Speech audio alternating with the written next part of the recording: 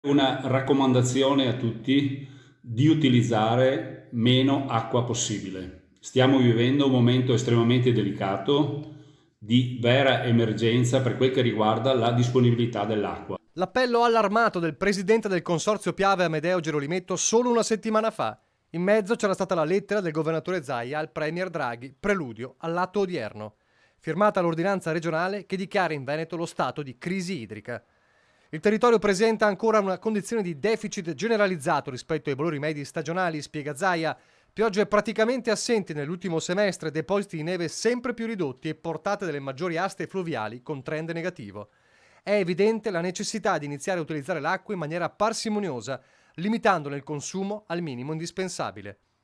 L'ordinanza valida da oggi individua le misure necessarie a fronteggiare la situazione.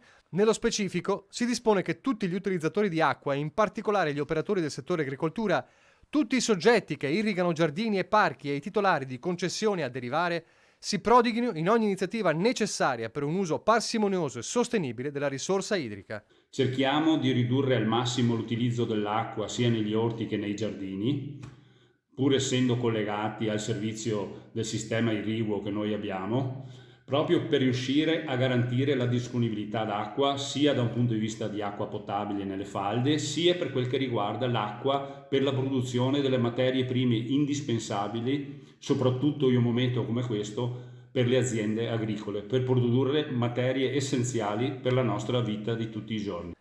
In particolare viene stabilito che i consorzi di bonifica diano priorità al servizio irriguo nelle aree dotate di impianti a maggiore efficienza irrigua, tenendo conto anche delle colture e della loro fase fenologica.